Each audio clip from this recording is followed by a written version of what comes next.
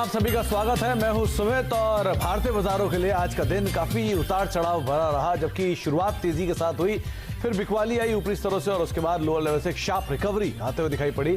Mid cap small cap participate कर रहे थे आज के सत्र में और सेलेक्टिव पॉकेट्स जैसे कि टायर हुआ, जैसे कि सीमेंट हुआ, रियल स्टेट हुआ, वहां पर एक जोरदार खरीदारी आज के सत्र में देखने को मिली।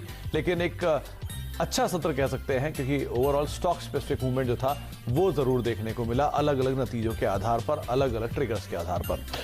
चलिए आज के सवाल जवाब का सिलसिला हम शुरू करेंगे, अपने जानकारों से बातचीत करेंगे। सबसे पहले सचिन उत्तेकर हमारे साथ मौजूद है बातचीत करने के लिए। सचिन, मार्केट्स को लेके एक व्यू दीजिए आप, क्योंकि बाजार में काफी उतार चढ़ाव है, तो तेजड़ियों के मन में भी सवाल है कि क्या होगा और मंदड़ियों के मन में भी सवाल है क्या होगा। आप जवाब दीजिए, किसकी तरफ ऊंट बैठेगा, किस करवट?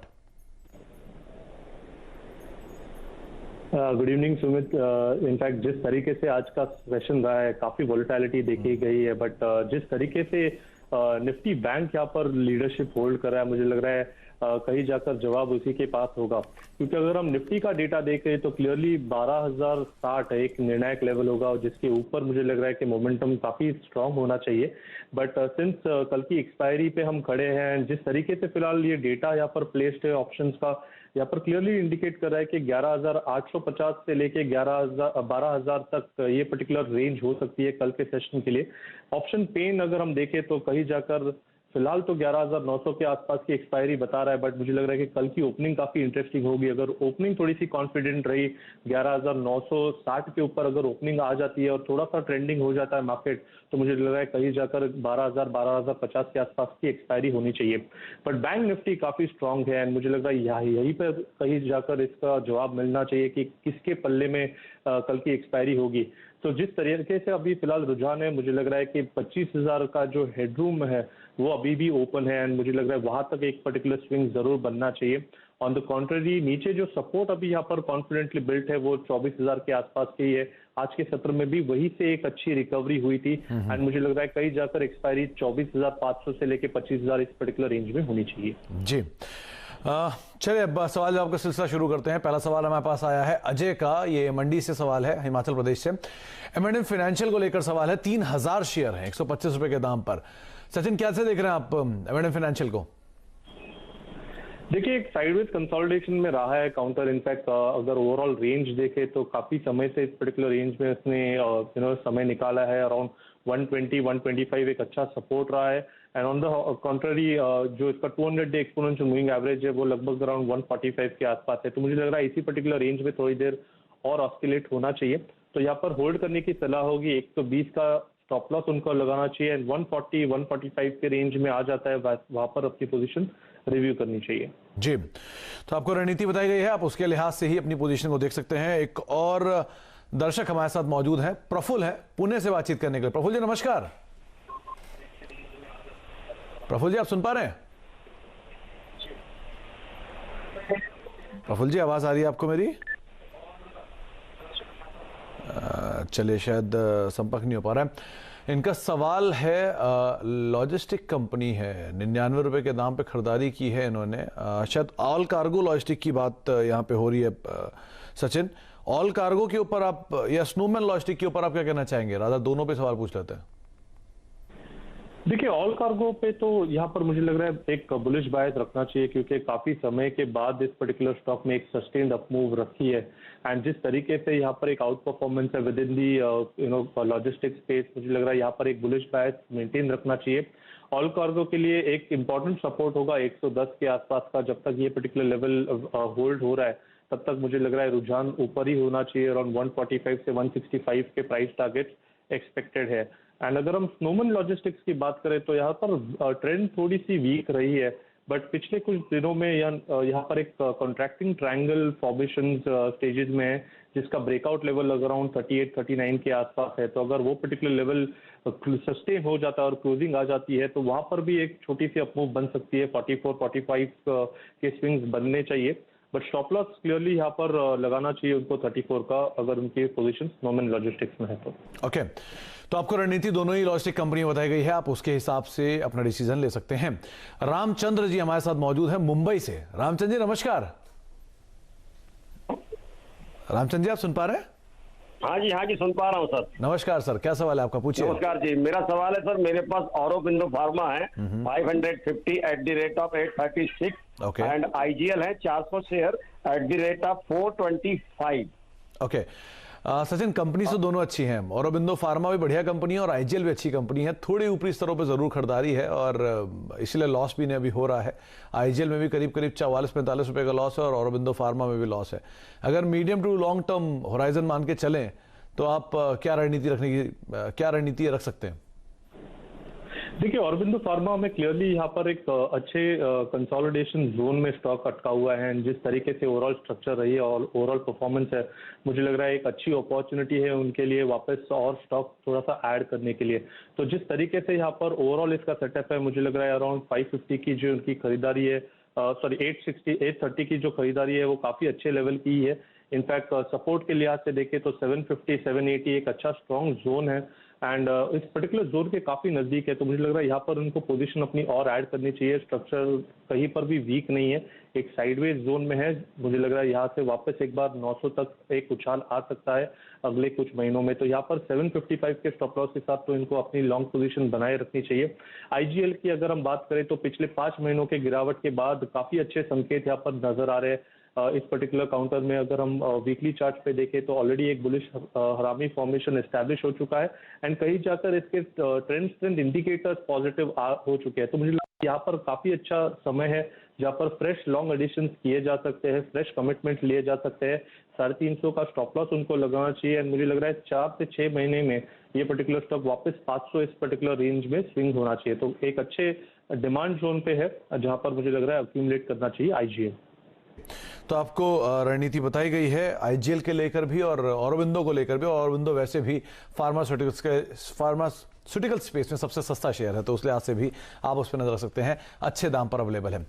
चलिए अब कामेश्वर जी से बातचीत करते हैं, रांची से हमारे साथ मौजूद हैं। प्रसाद साहब नमस्कार। हाँ जी नमस्कार, मैं सुन रहा हूँ जी, पूछिए आपका सवाल।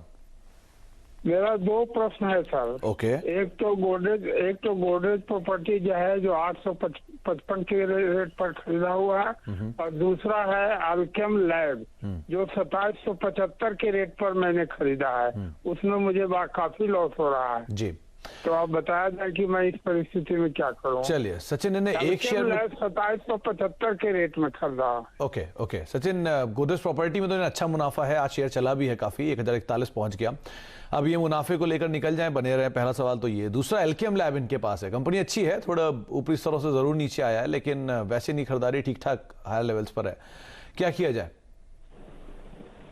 देखिए, क्लियरली गोदरेज प्रॉपर्टीज में तो पिछले 2 दिनों से एक स्ट्रॉन्ग मोमेंटम है एंड जिस तरीके से इसका सेटअप है, मुझे लग रहा है 1160 1180 जो इसके लाइफ टाइम हाई लेवल्स है, मुझे लग रहा है वहां तक तो इमीडिएट बेसिस पे स्विंग देखना चाहिए क्योंकि काफी बड़े कंसोलिडेशन का ब्रेकआउट यहाँ पर हुआ है। उस पर्टिकुलर चैनल का अगर हम टारगेट देखें तो वो कहीं पर जाके 1150 के आसपास ही कोइंसाइड हो रहा है। तो यहाँ पर क्लियरली उनको जो मुनाफा हो रहा है वो मेंटेन करना चाहिए, पोजीशन अपनी ट्रेलिंग स्टॉप लॉस पे होल्ड करनी चाहिए। मुझे लग रहा है 945 अभी यहाँ से एक निर्णायक लेवल होगा एंड जिस तरीके से ये ब्रेकआउट हुआ है 950 के आसपास, मुझे लग रहा है वापस इस पर्टिकुलर लेवल के अंदर नहीं आना चाहिए। तो क्लियरली इनको अपना ये जो ट्रेंड है वो राइड करनी है। 1160 जैसे ही आ जाता है वहां पर अपनी पोजीशन रिव्यू करनी चाहिए।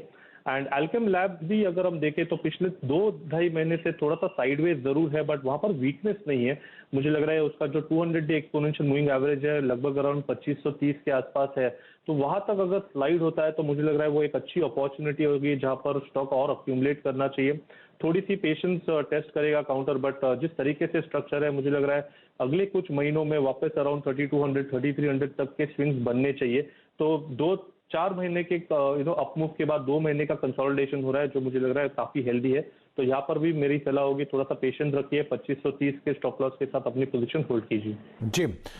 तो आप बने रहें, आप घबराएं नहीं, कंपनी अच्छी है, थोड़ा समय दीजिए, आपको यहाँ पर भी प्रॉफिट आएगा और गोदरेज को तो आप अच्छा प्रॉफिट ले ही रहे हैं तो उसमें आप बने भी रह सकते हैं। एक सवाल अजय प्रताप जी ने भेजा है, ट्विटर पे सवाल आया है प्रिंस पाइप्स को लेकर। इनके पास करीब 1000 शेयर हैं और 160 रुपए के दाम पर खरीदारी है, 160 पर है और मुनाफा भी है 74 रुपए पर शेयर का। सचिन क्या किया जाए, लेकर निकल जाए, बने रहे अभी? देखिए, प्रिंस पाइप का डेटा इतना नहीं है, बट जिस तरीके से एक अगस्त के सत्र में एक ब्रेकआउट हुआ था, राउंडिंग सॉसर पैटर्न यहाँ पर एस्टैब्लिश हो चुका था अराउंड 190-200 के आसपास। तो उस पर्टिकुलर पैटर्न का अगर हम टारगेट देखें तो लगभग अराउंड 130 रुपए की मूव है जो कंप्लीट करनी है उसे। एंड उसी लिहाज से अगर हम देखें तो अराउंड 330 के आसपास के स्विंग्स बनने चाहिए। तो मुझे लग रहा है यहाँ पर उनको जल्दबाजी नहीं करनी चाहिए, थोड़ा सा मुनाफा आप बांध सकते हैं, बट बाकी पोजीशन आपको ट्रेलिंग स्टॉप लॉस मैकेनिज्म से होल्ड करनी चाहिए। फिलहाल जो स्विंग बना था अराउंड 210 के आसपास का, मुझे लग रहा है वहीं पर आपको अपना स्टॉप लॉस लगाना चाहिए एंड बैलेंस पोजीशन जरूर होल्ड करनी चाहिए 330 के फाइनल टारगेट के लिए। तो आप फिलहाल तो बने रहें, आपको प्रॉफिट तो हो ही रहा है, आप उसे ट्रेल करें और अपने प्रॉफिट्स को धीरे धीरे करके बढ़ाते रहें और जैसे जैसे बढ़ता रहे या फिर पार्शियली लेकर निकल जाए ऊपरी स्तरों पर, वो आपको रणनीति बताई गई है। लेवल्स का आप जरूर ध्यान रखें और नंबर्स पे जरूर ख्याल रख सकते हैं। अब चेन्नई चलते हैं, मनीषा जी वहां पे मौजूद है। मनीषा जी नमस्कार।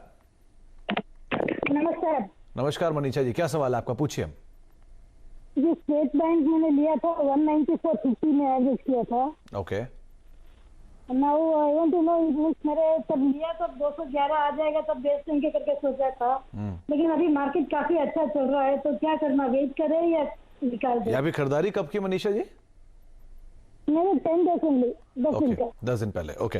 सचिन, लकी फ्यू है जिन्होंने लास्ट लैग एसबीआई के 194.95 जब था तब खरीदारी की है। उसके बाद बड़ी मुश्किल से एसबीआई मुशक्कत के बाद 200 पार हुआ और 204 पे काम काज कर रहा है। ये 211-12 तक जाएगा और ज्यादा जाएगा, क्या किया जाए इसमें?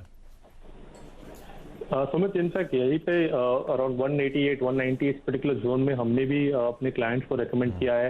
एंड जिस तरीके से ओवरऑल स्ट्रक्चर है वहां पर एक्सपेक्टेशन यही थी कि जो रिबाउंड होना चाहिए वो लगभग 200-210 के स्विंग बनने चाहिए। तो मुझे लग रहा है स्ट्रक्चर काफी हेल्दी है, वापस रोटेशन काफी अच्छा हुआ है बैंकिंग में। एंड जिस तरीके से ये पर्टिकुलर स्टॉक अभी भी प्लेस्ड है, मुझे लग रहा है 196 के ट्रेलिंग स्टॉप लॉस के साथ उनको अपनी पोजीशन होल्ड करनी चाहिए।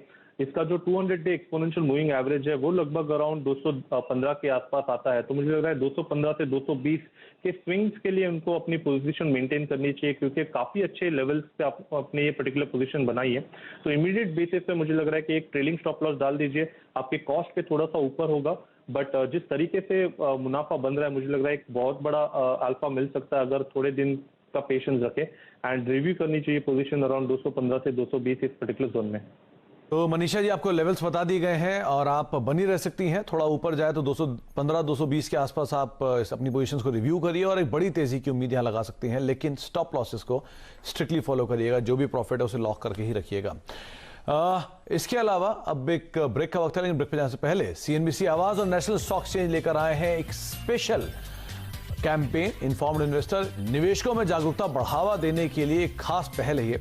जिस तरह से हम अपने बच्चों के रिपोर्ट कार्ड पर हस्ताक्षर करने से पहले उसकी जांच करते हैं, उसी तरह एक समझदार निवेशक को भी किसी भी डॉक्यूमेंट साइन करने से पहले उसे पढ़ना जरूर चाहिए। और ये बात आपको और बेहतर तरीके से समझा सकते हैं सचिन, क्योंकि उनके बहुत सारे क्लाइंट हैं और इस तरह के ऐसे बहुत सारे केसेस आते होंगे जहां पर डॉक्यूमेंट साइन ना करने की वजह से या ठीक से ना पढ़ने की वजह से क्राइसिस खड़े होते हैं। सचिन, क्या कहेंगे आप? सुमित, डेफिनेटली एक बेसिक रिक्वायरमेंट है एंड एक बेसिक हाइजीन आपको मेंटेन जरूर करनी चाहिए। इनफैक्ट डॉक्यूमेंटेशन प्रोसेस में अगर आप कोई स्पेस ब्लैंक छोड़ रहे हैं तो वहां पर डेफिनेटली वहां पर उसको क्रॉस आउट करना चाहिए। वहां पर ब्लैंक स्पेसेस नहीं रखनी चाहिए। जितनी हो सके उतनी इंफॉर्मेशन आपको प्रेजेंट करनी चाहिए। एंड ड्यू डिलिजेंस बहुत इंपॉर्टेंट है। रेगुलर चेक्स, आपके जो स्टेटमेंट्स है वो रेगुलरली आपको चेक करने चाहिए। आई थिंक मार्केट में अगर हम देखें तो एनएसई और ब्रोकर्स दोनों आपको काफी अच्छी तरह अपडेट देते हैं अपने हर एक ट्रेड के बारे में, जो आपको अपने एसएमएस और ईमेल्स के द्वारा बताए जाते हैं। बट इनको जरूर आपको रिव्यू करना चाहिए पीरियडिकली एंड क्रॉस वेरीफाई करना चाहिए अपने ब्रोकर के साथ। तो आप ध्यान से संभल कर उसके बाद ही ट्रेड करें, इन्वेस्ट करें और सभी डॉक्यूमेंट्स को थरली चेक करें ताकि किसी भी तरह का कोई नुकसान आपकी ट्रेडिंग या इन्वेस्टमेंट में आपको ना हो। एक ब्रेक का वक्त है, ब्रेक के बाद लौटेंगे। सचिन मौजूद है आपके सवालों के जवाब देने के लिए। बातचीत करते हैं उनसे आगे भी और कुछ और दर्शकों से भी। छोटे से ब्रेक के बाद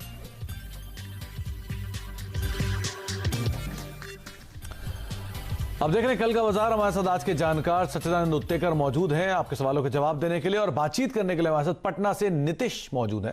नीतीश जी नमस्कार। हाँ जी सर, नमस्कार। नमस्कार नीतीश जी, क्या सवाल है आपका, पूछिए। सर इंडिया बुल्स में 1800 क्वांटिटी बाय किया था 212 के प्राइस पे। इंडिया बुल्स कौन सा वाला Nitish ji? India Bulls housing financial. Okay, और कितना टाइम दे सकते हैं आप इसे? इसे मैं साल 2 साल दे सकता हूँ सर। ओके, सचिन 212 पे खरीदारी, 150 रुपए का भाव, 1800 शेयर है इनके पास, बड़ी क्वांटिटी है और टाइम भी दे सकते हैं। क्या करा जाए? फंस गए हैं काफी। देखिए फर्स्ट तो गए हैं, बट यहाँ पर ट्रेंड काफी वीक रही है। बट यहाँ पर एक अच्छा कैविएट है कि जिस तरीके से पिछले 4 महीनों से डेटा बन रहा है, यहाँ पर 140 के आसपास का जो स्विंग बना है वो काफी इंपॉर्टेंट है। तो मुझे लग रहा है अगर अगर यहाँ से रिवाइवल होना है तो ये पर्टिकुलर लेवल के नीचे नहीं जाना चाहिए काउंटर। एंड जिस तरीके से पिछले 6 महीने का कंसोलिडेशन है, मुझे लग रहा है वहां पर अगर एक रिवाइवल आ भी जाता है तो अराउंड 240 260 ये काफी इंपॉर्टेंट जोन होगा काउंटर के लिए। तो फिलहाल मुझे लग रहा है उनको 140 का स्टॉप लॉस से पर्टिकुलर पोजीशन होल्ड करनी ही चाहिए। बट अगर ये पर्टिकुलर लेवल ब्रेक हो जाता है तो डेफिनेटली उनको समय वेस्ट नहीं करना चाहिए। ये काफी बड़े डाउनवर्ड ट्रेंड में रहा है काउंटर, एंड कुछ समय के लिए यहाँ पर एक कंसोलिडेशन बैंड नजर आ रहा है, बट वो होल्ड तभी होगा जब वो 140 के ऊपर ट्रेड करेगा तभी। तो मुझे लग रहा है यहाँ पर 140 का स्ट्रिक्टली उनको स्टॉप लॉस मेंटेन करना चाहिए। अगर मार्केट के साथ यहाँ पर स्टॉक में भी रिवाइवल आ जाता है तो 250 260 ऐसा जोन होगा जहां पर उनको अपनी पोजीशन रिव्यू करनी चाहिए। जी सचिन जी, आपके लिए, नीतीश जी आपके लिए राय यही कि आप 141 का स्टॉप लॉस मेंटेन करें, लेकिन इस स्टॉक में बहुत ज़्यादा वॉलेटिलिटी रहती है आमतौर पे भी। तो पहली कोशिश यही करिए कि कभी भी तेज़ी मिले, लॉस कम हो, आप निकल जाएं, कहीं और निवेश करें, वो ज़्यादा बेहतर ऑप्शन हो सकता है। अच्छा, एक सवाल सपना जी का आया है। सवाल है इनका सोनाटा सॉफ्टवेयर के ऊपर। 345 रुपये के भाव पर खरीदारी है और करीब 100 शेयर हैं। तेज़ी काफ़ी दिखाई है सचिन सोनाटा ने, अब क्या करना चाहिए इसमें? देखिए थोड़ा सा मुनाफा बांध देना चाहिए, क्योंकि अराउंड 360 365 के आसपास के जो स्विंग्स बने थे वहां पर काफी बड़ा रेजिस्टेंस है। एंड जिस तरीके से पिछले 7 महीनों की एक higher top higher bottom sequence maintained है, तो मुझे लग रहा है वहां पर उनको एक ट्रेलिंग स्टॉप लॉस लगा देना चाहिए अराउंड 320 के आसपास बैलेंस पोजीशन के लिए। फिलहाल ट्रेंड तो वीक नहीं है, बट काफी बड़े रेजिस्टेंस जोन के आसपास स्टॉक वापस आ चुका है, लगभग अपने 2018 के लेवल के आसपास स्विंग कर रहा है। तो मुझे लग रहा है वहां पर थोड़ा सा कॉशियस जरूर होना चाहिए। थोड़ा सा मुनाफा बांध दीजिए एंड बैलेंस पोजीशन आप 320 के स्टॉप लॉस के साथ मेंटेन कीजिए। फेसबुक के जरिए राजेश कुमार सिन्हा ने एक सवाल पूछा है। ग्रेफाइट इंडिया पर करीब 1900 शेयर और 205 रुपए के दाम पर है। ये काफी बड़ा साइक्लिकल मूव स्टॉक में देखने को मिला और पहले भी एक ड्रीम रन दिखा चुका है, उसके बाद अब फिजल आउट हुआ है। क्या करना चाहिए सचिन इसमें अब? देखिए यहाँ पर इंपॉर्टेंट लेवल होगा 150 का। अगर वो पर्टिकुलर लेवल मेंटेन हो जाता है तो मुझे लग रहा है जो कंसोलिडेशन या एक ऑस्किलेशन रेंज में स्टॉक अटका हुआ है उसकी प्रोबेबिलिटी हो जाएगी ब्रेकआउट की। ब्रेकआउट लेवल लगभग अराउंड 210 के आसपास का है, तो मुझे लग रहा है यहाँ पर उनको पोजीशन अपनी मेंटेन करनी चाहिए। 210 अगर ये लेवल ब्रेक हो जाता है ऑन वीकली बेसिस तो काफी बड़ी मूव यहाँ पर अनलॉक होगी। अराउंड 265 से लेके 280 इन पर्टिकुलर लेवल्स के आसपास स्विंग कर सकता है। एंड जिस तरीके से इस स्टॉक का नेचर है, काफी जल्द ये पर्टिकुलर लेवल देखे जा सकते हैं। बट कैवेट यही होगा कि 210 का जो बैरियर है वो वीकली बेसिस पे से क्लोज करना पड़ेगा। ओके, अनिल जी ने एक सवाल पूछा है ग्वालियर से। उज्जीवन स्मॉल फाइनेंस बैंक पे 300 शेयर है 35 रुपए के दाम पर। काफी फिजल अभी बस जो है वो क्रिएट हुआ इक्विटास की वजह से, इक्विटास स्मॉल फाइनेंस के आईपीओ की वजह से। आप क्या राय रखते हैं, क्या करना चाहिए टेक्निकली इसमें? ठीक है, फिलहाल तो होल्ड करना चाहिए क्योंकि 30 के आसपास का एक अच्छा सपोर्ट है एंड रेजिस्टेंस काफी वेल डिफाइंड है अराउंड 40 के आसपास का। तो मुझे लग रहा है फिलहाल इसी पर्टिकुलर रेंज में लॉक्ड इन है, तो 30 के स्टॉप लॉस के साथ होल्ड करने में कोई हर्ज नहीं है। बैंक्स में एक रिवाइवल हो रहा है, तो यहाँ पर भी अगर एक पुल बैक आ जाता है तो अराउंड 37 38 ये एक अच्छा जोन होगा जहाँ पर उनको अपनी पोजीशन रिव्यू करनी चाहिए। एक सवाल विजेंद्र सिंघल ने भेजा है वेदांता के ऊपर। 600 शेयर हैं 102 रुपए के दाम पे। शायद आजकल में इन्होंने खरीदारी की है। ट्रिगर भी है यहाँ पे डिविडेंड आने का और हिंदुस्तान जिंक की तरफ से बाकी पास ऑन होने का, लेकिन अभी तो फिलहाल इन्हें लॉस हो रहा है। क्या करना चाहिए इन्हें? देखिए मुझे लग रहा है यहाँ पर पोजीशन उनको होल्ड करनी चाहिए और अगर 6 महीने से ज्यादा का उनका टाइम फ्रेम है तो 74 के स्टॉप लॉस के साथ ये पोजीशन आपको होल्ड करनी है। मुझे लग रहा है हाल फिलहाल में थोड़े से और कंसोलिडेशन हो सकती है, बट ओवरऑल स्ट्रक्चर इसमें काफी इंटरेस्टिंग है। अगर यहाँ से एक रिवाइवल एस्टैब्लिश हो जाता है तो वापस अराउंड 170 180 के स्विंग्स बनने चाहिए अगले कुछ महीनों में। तो काफी अच्छे जंक्शन पे है काउंटर, अगर लंबा नजरिया है तो डेफिनेटली होल्ड करना चाहिए 74 के स्टॉप लॉस के साथ। तो आप 74 रुपए का स्टॉप लॉस रखें, डीप स्टॉप लॉस है, लेकिन अब न्यूज फ्लो भी है, ब्रोकरेज हाउसेज भी ये मान रहे हैं कि 140 रुपए तक की 40 में देखने को मिल सकती है मैक्स। लेकिन आप अगर ट्रेडिंग के पर्सपेक्टिव से उतरे हैं तो आपको राय सचिन ने साफ कर दी है कि आपको कहां स्टॉप लॉसेज और कहां टारगेट मेंटेन करने हैं। बहुत बहुत शुक्रिया सचिन हमारे साथ मौजूद रहने के लिए और सभी दर्शकों के सवालों के जवाब देने के लिए, बाजार पर चर्चा करने के लिए। इसी नोट के साथ अब कार्यक्रम को ही समेटेंगे, लेकिन एक अहम सत्र जो है वो आने वाला है, यानी कि वीकली एक्सपायरी है, तो आप उस लिहाज से संभल कर ध्यान से फिर आप ट्रेड करिएगा। नमस्कार। फ्रेंड्स मिलते हैं अगले वीडियो के अंदर, जब तक के लिए गुड बाय।